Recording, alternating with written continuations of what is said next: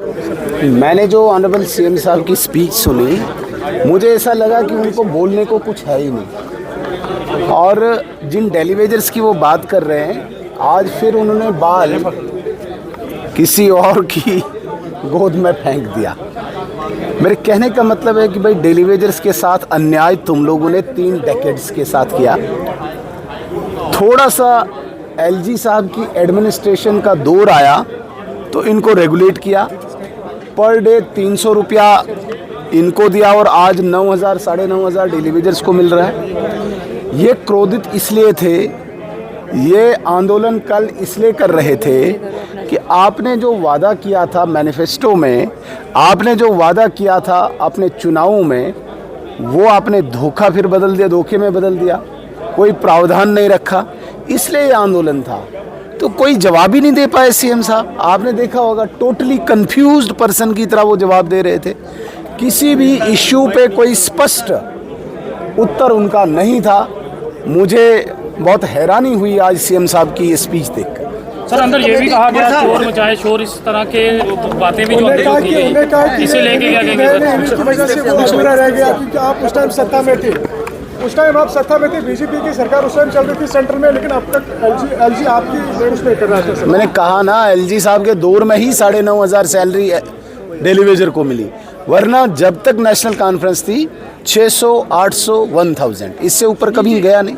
Sir, जिस तरह से कल लाठीचार्ज भी डेलीवेजर्स पे किया गया, उसे लेके क्या कहेंगे? असेंबली में पास हो गया है, वो खंडन किया हमने। बड़ी खुशी है। उमर साहब ने कहा कि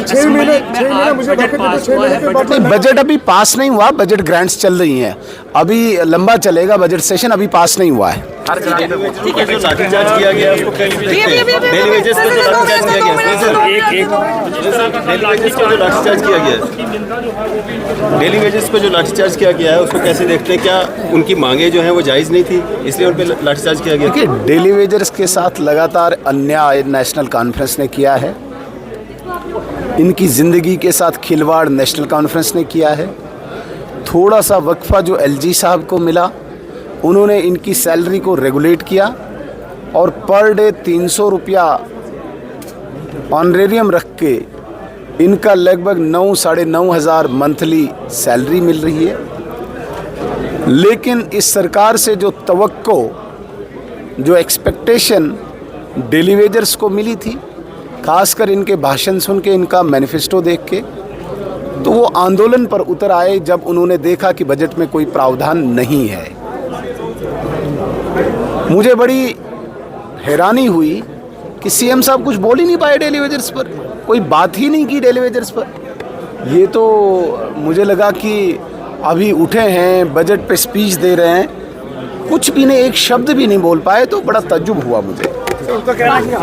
इशू जो है इस वक्त पोस्ट बजट जो सामने बात आई, वो एम्प्लॉयज़ का इशू था।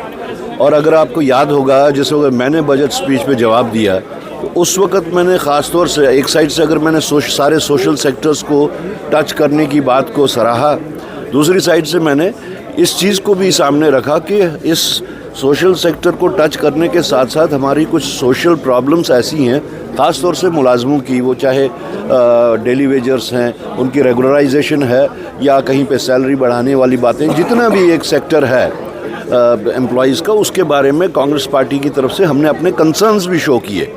अलबत्ता आज जिस वक्त चीफ मिनिस्टर साहब ने उसका जवाब दिया, उसमें उन्होंने वो जो वजूहात हैं कि वो क्यों नहीं आज एड्रेस हुई, उसका बैकग्राउंड बताया।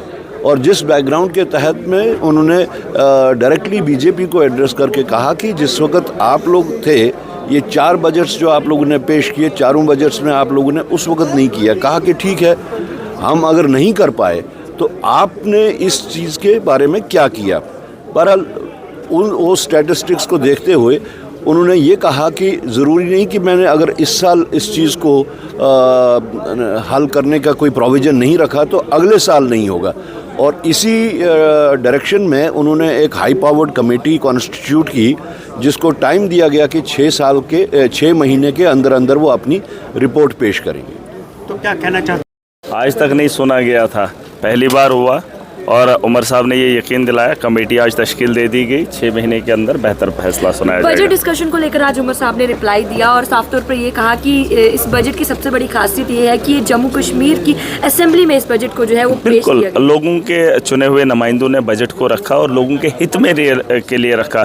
आज से पहले जो भी बजट आता था कोई पूछताछ नहीं होती थी, बाहर से आते थे, वो अपनी मर्जी से करते थे, मनमानी करते थे। चुनी हुई सरकार है, लोगों के दर्द को समझते हैं। एक परिवार का जब इंसान चला जाता है ना तो उसी परिवार के आदमी को दर्द होता है। बाकी आप सुनेंगे फलानी जगह एक्सीडेंट हो गया, 10-20 लोग मर गए, आप में से किसी को प्रॉब्लम तब तक नहीं होगी जब तक ना आप उसको जानते होंगे। जब उसको जानते होंगे या आपके परिवार में से होगा तब आपको तकलीफ होगी। वही बात इस सरकार की है, ये सरकार लोगों की है और जम्मू कश्मीर का हिस्सा है। हम लोगों को दर्द है और इस दर्द को बांटने के लिए हम लोग